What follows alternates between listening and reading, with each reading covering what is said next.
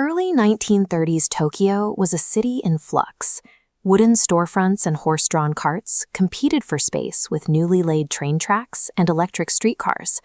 The friction of this transition was visible on the sidewalks. Citizens in traditional kimonos walked shoulder to shoulder with people wearing imported, Western-style skirts and blouses. This rapid pace of adoption didn't stop at fashion or infrastructure.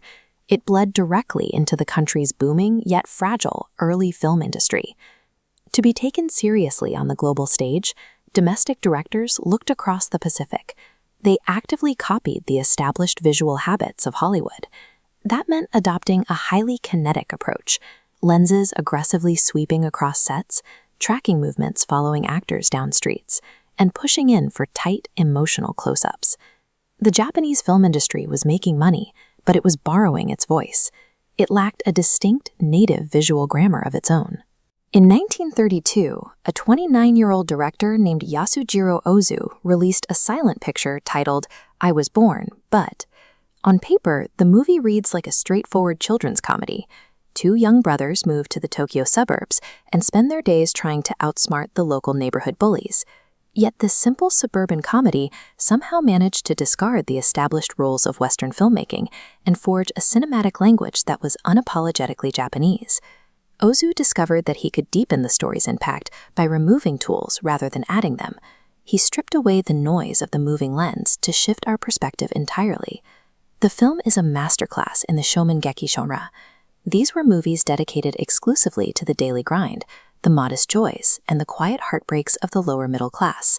For the two young protagonists, childhood is a carefree playground, and their father is the undisputed hero of their world, a towering, infallible figure of strength. But that illusion cracks when the bullies secretly watch their dad at work. They see him bowing excessively and playing the fool, desperate to appease his wealthy corporate boss. It is a crushing rite of passage. They realize their father isn't a superhero at all.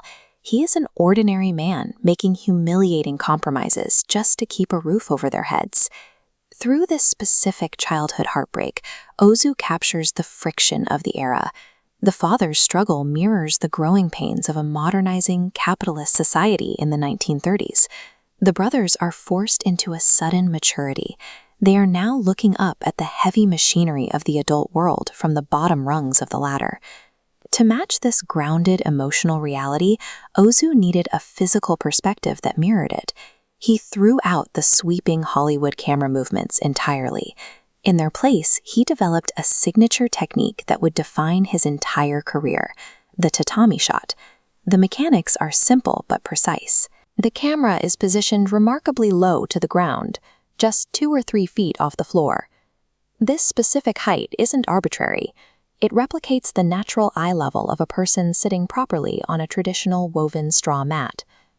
Once the camera is set, it stays there. It almost never pans to track a walking actor, and it never sweeps across the room.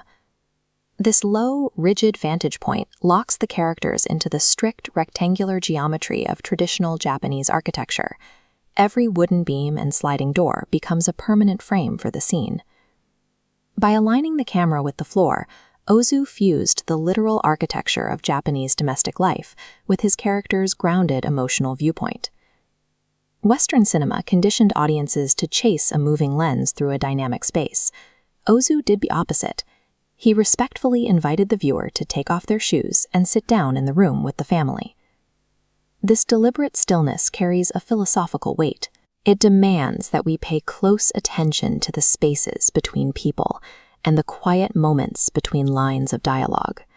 The unmoving camera becomes a reflection of Japanese cultural values.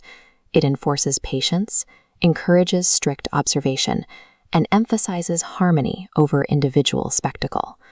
Through a story about 2 heartbroken boys, Ozu proved a point.